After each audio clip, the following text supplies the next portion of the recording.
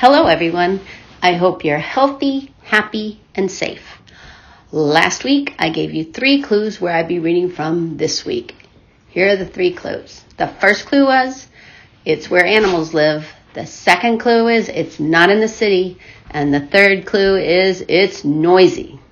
If you guessed that I would be reading from a farm, then you would be correct. Bob and I are here at Beaverbrook Farm in Old Lyme, Connecticut, and there's just been a new batch of baby lambs that are out, and there's a rooster and some chickens, and they're all making a whole lot of noise. So, the book I'm reading to you this week is Petook, an Easter story. It's written by Carol Houselander and illustrated by Tommy DiPaolo.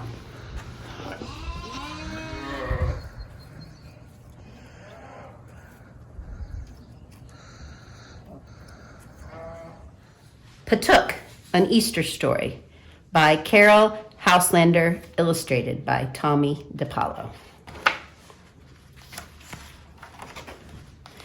It was a lovely warm day. The sky was bright blue and the clouds white and thick, like balls of cotton wool. Everything seemed full of color, big, happy colors, like those in a painting book. Even the maize in the bowls was yellower than usual. Petook was happy. He had reason to be. He was a fine cock with snowy white plumage and a red comb that positively glowed in the sun.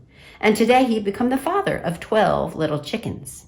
He thought that there were no chickens like them, none so round, so yellow, so fluffy, so bright-eyed.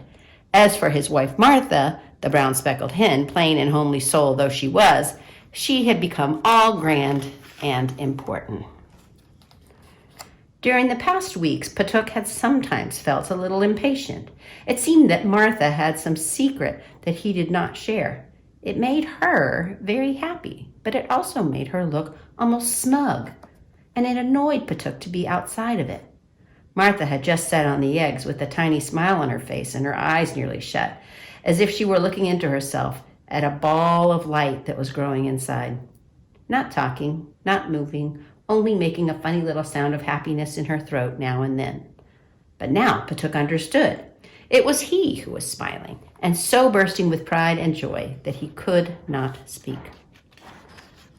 Petook was sitting on the wooden gatepost dreaming of his family when a group of hens ran up to him. "Come," they clucked. "Some stranger has been walking through the vineyard."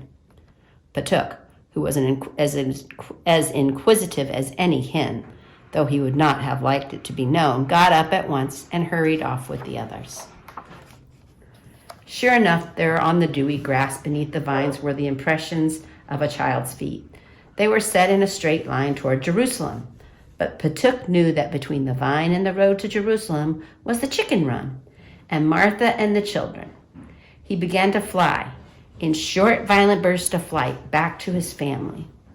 All the way he was saying to himself, "I am sure that they were a boy's footsteps, and boys are sometimes careless, even when they're not cruel. He might tread on one of my chicks." Petook could see that some of the fruit fallen under the vines had been trodden and crushed. When he got to Martha, he knew that he need not have been afraid. It is true that there was a boy there, but this boy was kneeling by the little brown hen with a look of wonder on his face, quite spellbound by the lovely sight of Martha gathering the chicks under her wings. His hands, which were thin and golden colored, were spread out like protecting wings over Martha.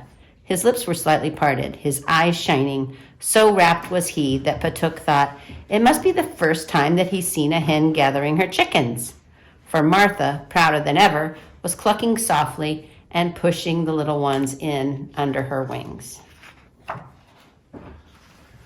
Petook preened himself. He strutted up and down and round and round. He noticed every detail of the day, just as people notice every detail in a picture, if it is rare and lovely, and one which they may not see again.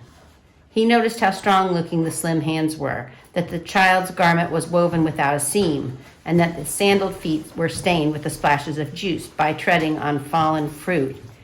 Suddenly, for sheer joy, Petook lifted his head and crowed. Years had gone by. Petook was quite old. He had just passed through an uneasy night.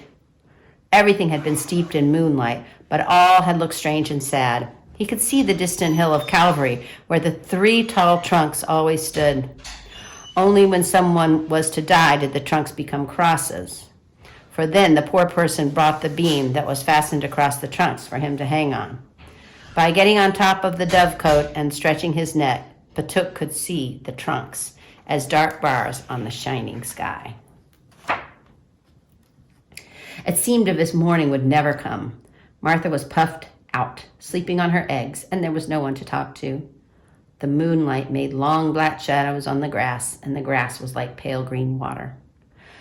But suddenly there came a break in the sky, and like a red wound, morning came.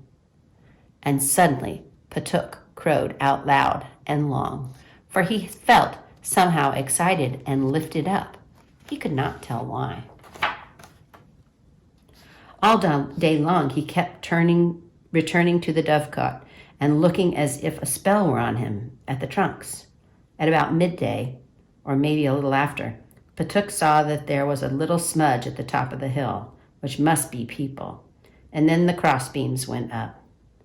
When he saw it, he slowly opened his wings, for to him the cross looked just like that, the opening of great wings. Of course, he did not know who was being lifted up there. He did not know that it was the lovely little boy, or that the little boy had remembered Martha and her chicks years after, and had said to hard-hearted men, "Jerusalem, Jerusalem, how often would I have gathered you up under my wings, as a hen gathers her chicks, and you would not." It was 3 days later, a morning cloaked with sunlight as with a garment of golden gossamer. Petook's dark mood had changed. He had a feeling of certainty that Martha's chicks would come out of the eggs today. It would be dawn in a few minutes, and the chicks would come. He felt sure of it. There was a soft step on the grass. It was the farmer's wife. She loved the fowls, and they trusted her. Now she knelt down by Martha, and Martha did not open her eyes, but made a soft gurgle of greeting in her throat. The woman put her hand gently under the hen's breast and drew out an egg. It was a lovely egg, a soft golden pink color, and it lay in the palm of the kind hand, warm and beautiful. The woman put the egg back, then she leaned down. She was listening. Petook was listening too. So were the blades of grass and the drops of dew on them. So were the leaves of the trees and the stars that still lingered still in the sky. The world was listening. Petook knew that. The trees everywhere were listening. All the winds held their breath. Every flower and leaf and bird was still. It was so quiet that Petook heard the chickens and the eggs tapping softly with their beaks to get out. Yes, Petook heard that. And he heard life everywhere, tapping softly, knocking softly to get out, to come out of the dark into the light, out of the silence into sound, out of death into life. Bird and beast and seed in the earth and bud on the tree. Petook heard all that when the chickens tapped to get out. And suddenly one of them came, a struggling sputter of gold fluff. The woman laughed, and the sky broke into a splendor of light. Petook threw back his head and crowed and crowed and crowed, his red comb burning in glory. The white feathers in his plumage dazzled in the light. The new chicken danced at his feet. He crowed again and again and again. It was Easter morning. I hope you liked that book. I loved it. First of all, I love the illustrations done by Tommy DePaulo. Anything illustrated by him is wonderful, in my opinion. Also, I love the idea of Petook being a very careful father and worrying about his baby chicks, and that they show Jesus as a little boy in the story, I think is really great too. And then at the end, when Petook is the first to announce that it is Easter morning. Next week, I'll be reading you another book.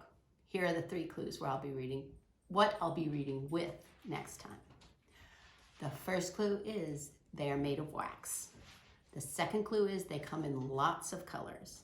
And the third clue is, for most kids, it's the first art supply they ever get. Hope to see you next time. Bye-bye.